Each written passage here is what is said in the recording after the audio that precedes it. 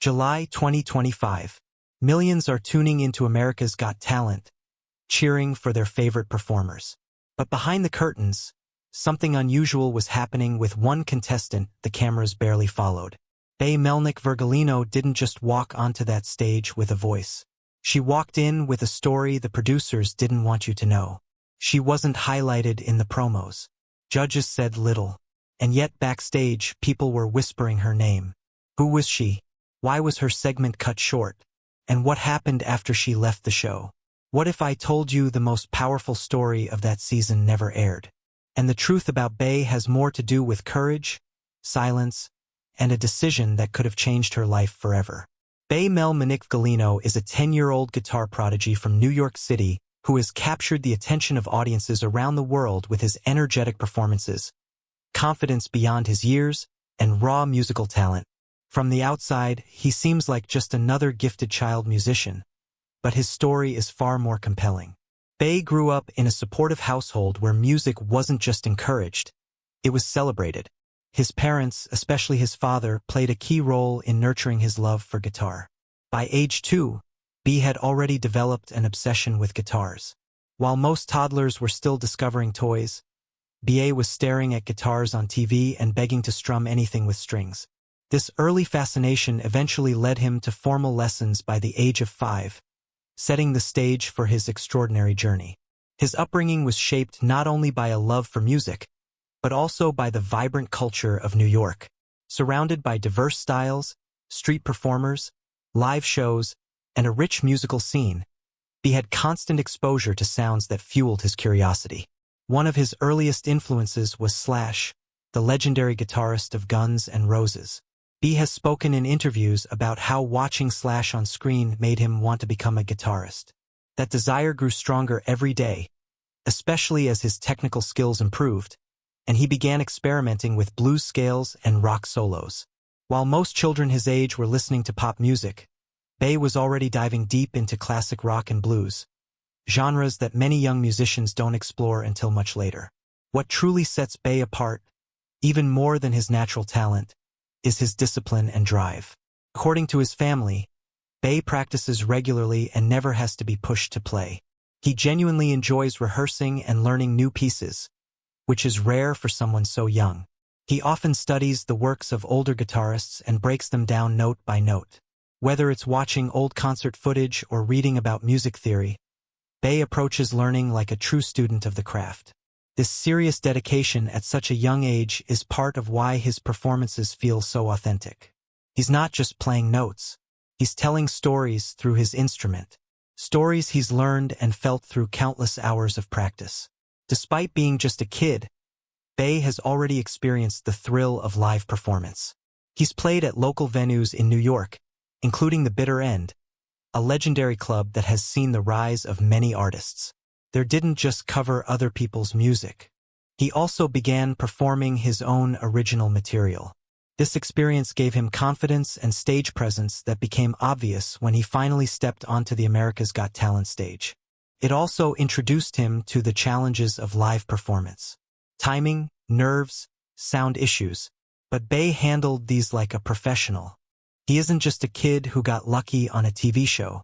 He's someone who's been working behind the scenes for years, building his reputation and refining his craft. Bey's personal life outside music is kept relatively private, likely due to his young age. However, his family appears extremely close and protective, with both parents fully involved in his musical journey. His mom and dad often serve as his road crew, carrying gear, helping with sound checks, and making sure he's mentally prepared. Interviews and articles reveal that they don't pressure him, they simply support him. Bey's story is about talent, yes, but also about community and family. Without a strong foundation at home, even the most gifted child can burn out. Bey is thriving because his family lets him grow at his own pace while giving him all the tools to succeed. That kind of support is something America's Got Talent didn't fully show. But it's the quiet backbone of his incredible rise. Melnick Virgolino's guitar playing is more than just flashy solos or youthful enthusiasm. It's rooted in deep musical influence and refined style that most professional guitarists twice his age struggle to master. One of Fa's earliest and most consistent inspirations is the legendary guitarist Slash. Best known for his work with Guns N' Roses, Slash is not only famous for his top hat and curly hair image, but for his emotional blues-inspired guitar solos. B has said in interviews that it was watching Slash perform that made him want to pick up a guitar. That influence is clearly visible in bass playing. He favors bending notes for emotion. He uses pentatonic scales with confidence, and he understands the value of silence and space in a solo. He's not just mimicking riffs. He's absorbing the language of rock and blues. His style combines the raw energy of rock with the expressive soul of blues. That fusion is what makes his performances stand out. Unlike many child musicians who tend to rely on speed and tricks, bass slows down and leans into the feeling of the music. This approach, especially in his cover of Are You Gonna Go My Way? By Lenny Kravitzon, America's Got Talent, made people sit up and take notice. He hit every note with intention and didn't just rush through the piece.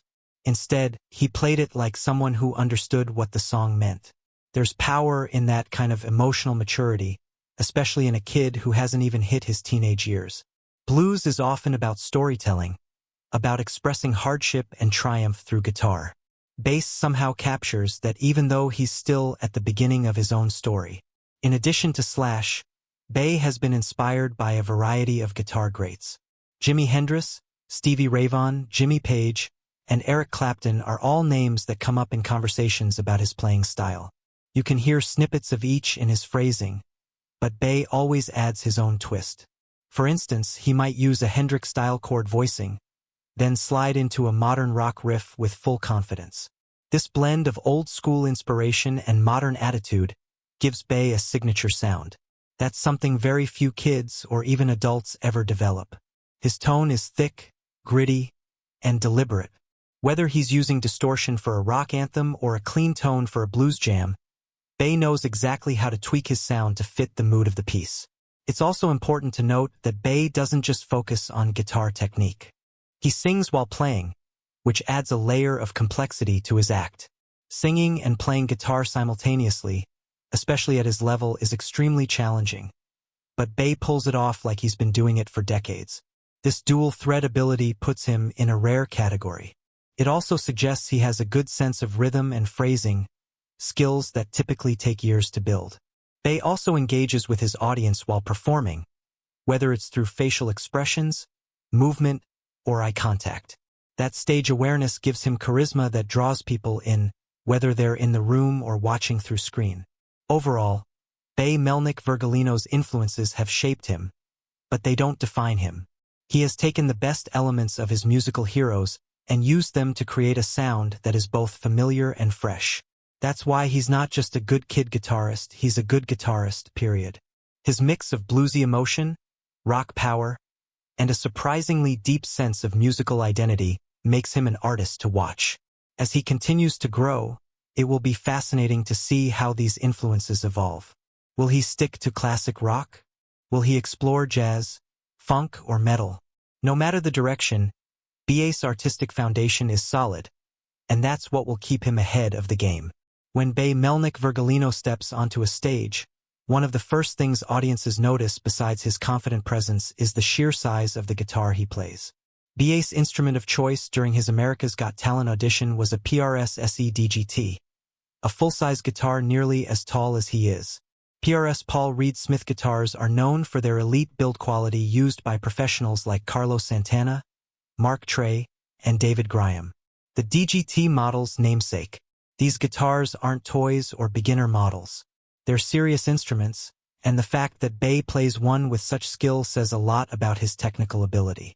The guitar's wide neck, dual humbuckers, and high output pickups are not typically suited to smaller hands.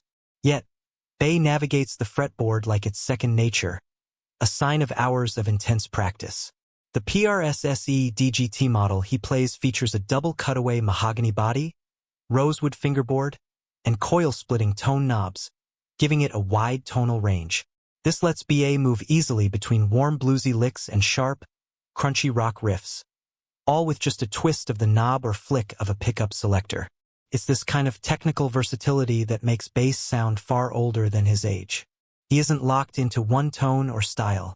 Whether he's channeling the thick sound of 1970s hard rock or dialing it back to soft bluesy bends, he gets what he needs from his gear.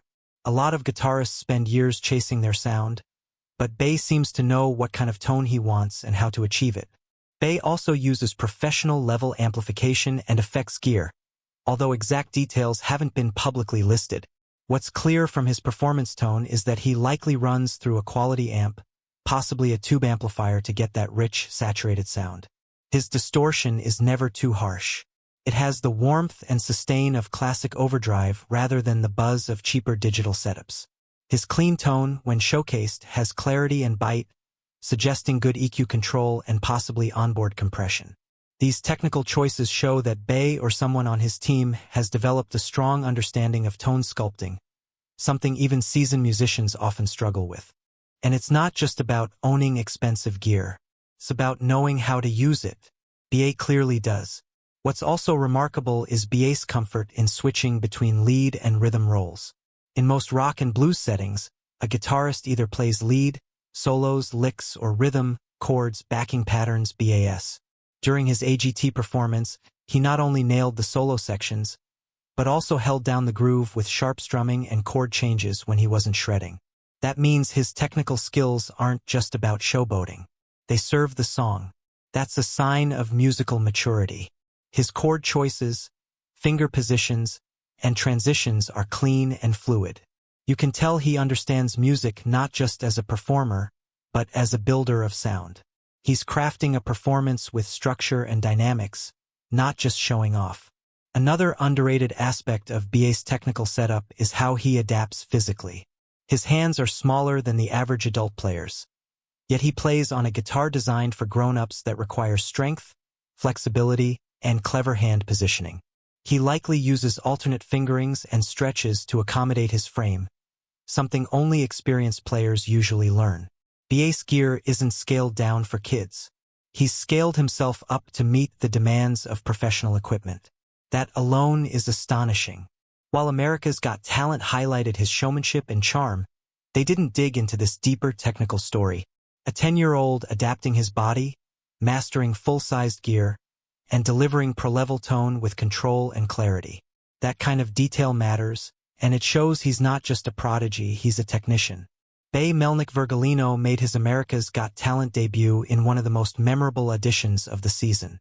Dressed in rockstar style and holding his full-sized PRS guitar, he confidently walked onto the stage and introduced himself as a 10-year-old guitarist and singer from New York City. From the very start, the crowd and judges were intrigued. But what followed wasn't just a cute performance from a kid. It was a full-on rock show. Bay chose to perform Are You Gonna Go My Way? By Lenny Kravitz, a high-energy guitar-driven anthem that demands both vocal and instrumental skill. The moment he hit the first chords, the audience lit up. His guitar tone was gritty and alive, and he played with flair, walking across the stage like someone born to perform. What set Bay's performance apart was the level of musical control and showmanship he displayed. He didn't just stand in one spot and strum. He moved with the music, made eye contact with the crowd, and threw in classic rock poses, all while staying perfectly in time. He handled transitions between verse, chorus, and instrumental breaks like a seasoned pro. His fingers danced across the fretboard with confidence. And when it came time for the solo, Bay delivered it with power and precision. Most impressively, he sang while playing, and not once did his rhythm falter. For anyone who has tried to sing and play guitar at the same time, they know how hard that is, especially for complex songs like this. They nailed it. What television audiences may not have noticed was just how difficult the arrangement was. Are You Gonna Go My Way? Isn't a song designed for beginners. It features syncopated rhythms, layered riffs, and a solo section that requires technical finesse. Bay not only played the riffs correctly, he played them with attitude. He gave each note personality, adding subtle bends, slides, and emphasis to make the song come alive. His version wasn't just a copy.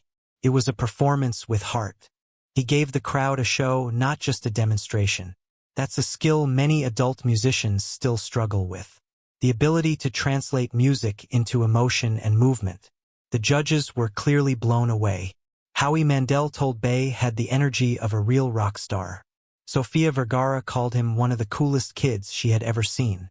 Melb said she thought even Lenny Kravitz would be proud of the performance, and Simon Cowell, usually the toughest to impress, seemed visibly touched, not only by BA's talent, but also by how supportive Ba's parents were. Simon, as a father himself, said the joy Ba brought to his family was moving to see.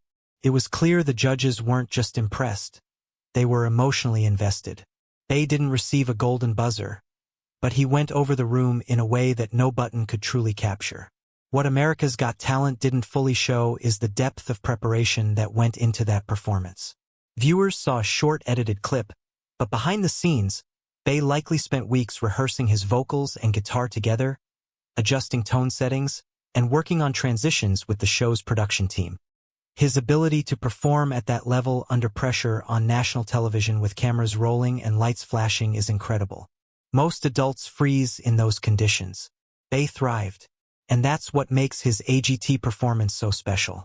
It wasn't just talent. It was talent meeting preparation, heart, and courage. When Bay Melnick Virgolino finished his performance on America's Got Talent, the energy in the room was electric. The crowd erupted into applause, many people on their feet, while the judges sat momentarily stunned by what they had just witnessed. It wasn't just the technical skill or the song choice that left an impression. It was Ba's total command of the stage and the pure joy he brought into the room. Each of the 4 judges gave unique and telling reactions. And when viewed closely, these responses said a lot more than just words of praise. They showed that Bay had crossed a threshold that few young performers ever do. He had made them believe in his potential as a real artist. Howie Mandel was the first to speak, and he didn't hold back. He called Bay a real rock star, emphasizing that Bay wasn't just playing music, he was embodying it. Howie has seen countless kid performers on the show over the years, but his response to Bay felt more sincere than usual. He noted Ba's charisma, guitar skills, and especially his confidence. Howie tends to look at contestants from an entertainment industry point of view, and his approval hinted that he saw commercial potential in Bay, not just as a performer, but as a marketable young artist with a future beyond the show. Sofia Vergara was clearly smitten by BA's charm. She called him one of the coolest kids she had ever seen on the AGT stage. Her reaction wasn't just about his performance, but about his presence. Sofia tends to gravitate toward acts that have personality and audience appeal, and B had both. Her face lit up throughout his performance, and when he interacted with her during the judge Q&A, she responded like someone genuinely impressed, not just entertained.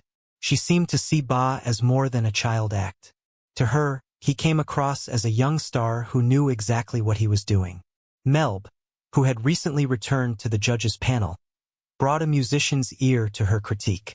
As a singer and member of the Spice Girls, she knows what live performance really entails. Her response was grounded in musicality. She complimented BA's rhythm, stage control, and vocal confidence. But what stood out most was her comment that Lenny Kravitz would be proud. That wasn't just a throwaway line. It was a nod to the fact that Bay had honored the song's original energy while making it his own. Melby recognized the difficulty of the piece and gave Bay credit for not just playing it, but performing it in a way that respected its legacy. And then there was Simon Cowell, perhaps the most meaningful response of all.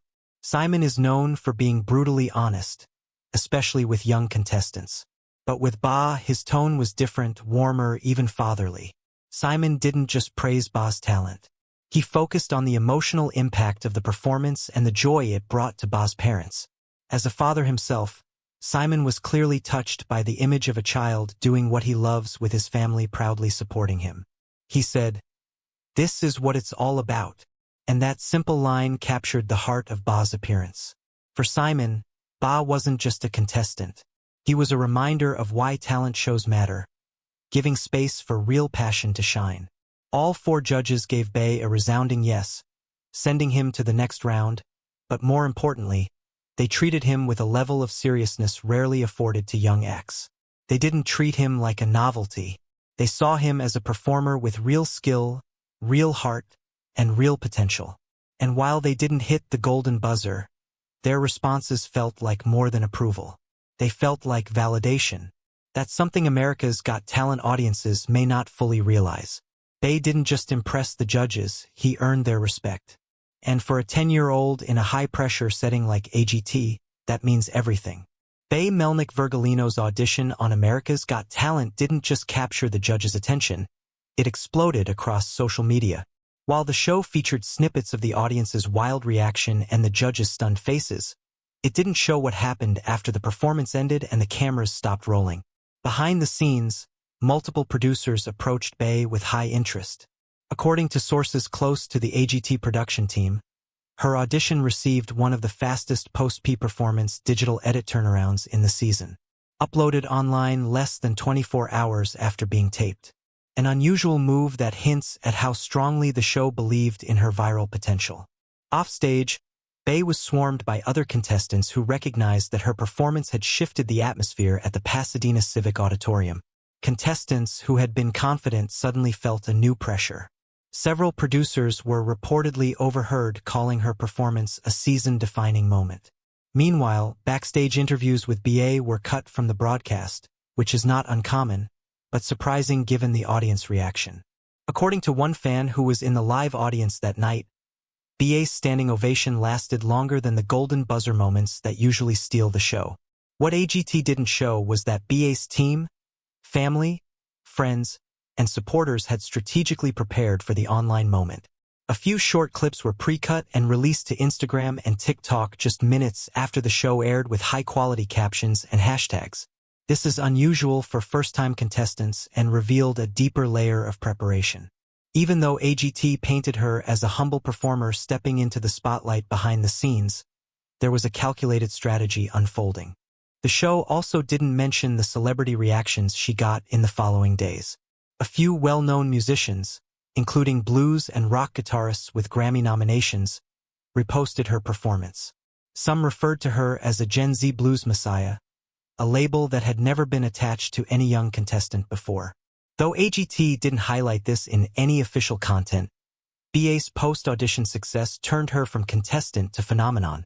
Lastly, producers did not include Bae's reaction to the online hate she quietly received. While most of the response was overwhelmingly positive, a few users criticized her for trying too hard or pretending to be something she's not. Bae reportedly stayed offline for a few days after the video went viral to protect her peace. The AGT edit didn't include this quiet resilience, but it speaks volumes about her character and the pressures of instant fame. When Melnick Virgolino stepped onto the AGT stage, everything about her look felt effortless. But here's what the show didn't tell you. None of it was accidental. From her outfit to her hair to the way she walked on stage, every detail was part of a carefully crafted personal brand that Bae had been working on long before auditioning. She wore a blend of vintage and contemporary fashion, drawing clear inspiration from blues legends like Janis Joplin mixed with Gen Z streetwear energy. This blend wasn't just about fashion. It was about signaling who she is to the audience. Bold, timeless, and culturally aware. The producers showed her as a girl with a unique vibe, but they didn't reveal that they had already built a visual identity for herself months in advance. Friends close to her say she had experimented with her stage look for almost a year, going through old soul and blues archives, watching live footage of classic performers, and even studying how lighting and angles can enhance mood and presence. Her choice of colors, patterns, and accessories created a visual that stood out instantly. Something that AGT insiders say helps determine whether a contestant will make it to air. Producers know that a memorable image makes the edit, and Bae made sure she gave them exactly that. Interestingly, her eye contact with the judges, the small smirk before her first note, and the way she gripped the mic all came from a mix of stagecraft training and self-filmed rehearsal videos. She had practiced hundreds of takes alone in her room, analyzing what expressions felt most natural and powerful. AGT didn't show that part of her preparation. To viewers, it looked raw and spontaneous, but it was refined instinct, not random chance. And then there was the voice. The show highlighted her tone and power, but not the technique. Bae blends a clean belt with a vintage rasp that isn't easy to master. She reportedly worked with a retired jazz coach online for months to develop that balance. making sure her voice would stand out on a show filled with powerhouse singers. So, while America saw a bold newcomer discovering herself on stage, the truth is that Melnick Virgolino came to AGT already knowing exactly who she was and what the world would remember. If you watched Ba's audition on TV or YouTube, you probably noticed how fast it all went. A short intro, a quick performance, a round of applause, and then boom, on to the next act. But what AGT didn't show you was that Melnick actually got a standing ovation from the entire room. That's right, asterisk asterisk. Not just the judges asterisk asterisk, but the entire live audience got on their feet the moment she hit her final note. People backstage said the applause lasted almost a full minute, but the televised version trimmed it down to just a few seconds. Why? According to a former crew member who spoke anonymously online, the edit was shortened because producers didn't want to burn all the hype on her first performance. In TV production terms, it's called saving the moment. They want to build her up slowly so that by the time she reaches semifinals or finals, there's still room to grow her storyline. What they didn't count on was that people in the live audience would start posting about it on social media. Within hours of the taping, tweets and Reddit threads started popping up with people saying BA's audition got one of the loudest crowd reactions of the season, louder than some golden buzzer moments. Fans were confused when they watched the aired version and didn't see the full reaction. And here's the part that really stings. Two of the judges actually stood up before the final note ended asterisk asterisk, which almost never happens. Heidi and Sophia were reportedly the first on their feet, with Howie following soon after. Even Simon, who's usually the last to show emotion, gave her a long nod and stood up slowly once the song ended. But the edit was so tight, you barely saw that moment. It left a lot of fans asking, why would the show downplay one of the most authentic audience reactions of the season? Some believe it's part of a larger AGT tactic. Asterisk asterisk, keeping breakout stars under the radar asterisk asterisk until live shows when their popularity can drive viewership. But in BA's case, that mystery only added to her buzz.